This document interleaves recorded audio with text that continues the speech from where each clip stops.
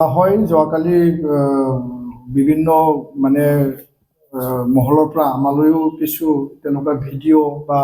photo clippings আমালৈ পঠাইছে আৰু সেইটোৰ ওপৰত আমি স্থানীয় আঞ্চলিক আমাৰ চিকনা জহলাও যি নেশ্যনেল পাৰ্ক নতুনকৈ ঘোষণা হ'ল সেই আঞ্চলিকৰ ওচৰ পাজৰ আৰু জিলা কমিটিৰ লগত আমি যোগাযোগ কৰিছোঁ যিহেতু মানাস নেশ্যনেল পাৰ্ক আমাৰ ৱৰ্ল্ড হেৰিটেজ ইয়াৰ পিছত ৰায়মনা নেশ্যনেল পাৰ্কখন ঘোষণা কৰা হ'ল ইয়াৰ সংৰক্ষণৰ প্ৰিজাৰ্ভেশ্যন আৰু মানে আপগ্ৰেডেশ্যনৰ কাম এতিয়া চলি আছে আৰু যথেষ্ট সুন্দৰকৈ চলি আছে আৰু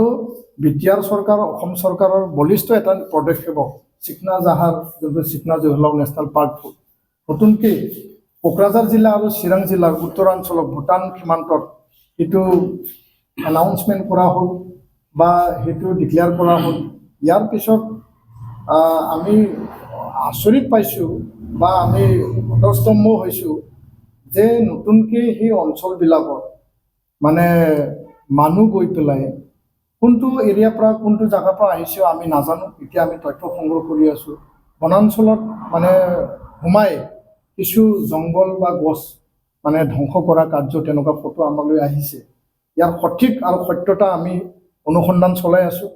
আৰু এই ক্ষেত্ৰত বিটিআৰ প্ৰধান প্ৰমোদ বড়ো ডাঙৰীয়াক আমি আহ্বান জনাম অসমৰ মাননীয় মুখ্যমন্ত্ৰী ডক্টৰ হিমন্ত বিশ্ব শৰ্মা ডাঙৰীয়াক আমি আহ্বান জনাইছোঁ যে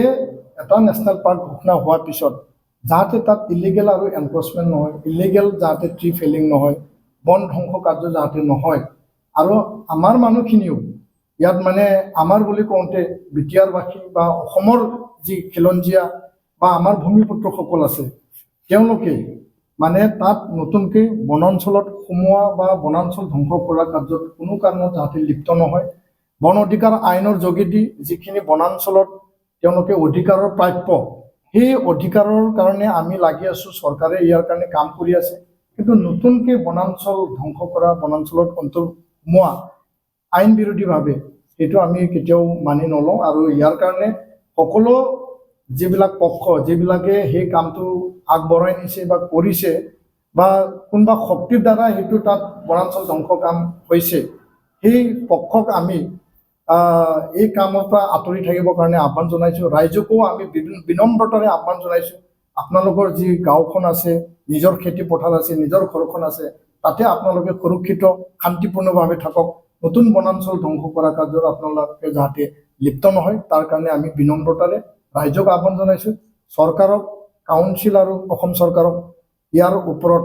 সঠিক ব্যৱস্থা ল'ব লাগে আৰু ষ্ট্ৰংলি ব্যৱস্থা ল'ব লাগে তাকে আমি আহ্বান জনাইছোঁ আৰু এই ক্ষেত্ৰত আমাৰ পৰা যিখিনি অনুসন্ধান এইটো থাকিব আৰু পিছলৈ আমি ইয়াৰ প্ৰতিবেদন নিশ্চয় আমি চৰকাৰক দাখিল কৰিম ধন্যবাদ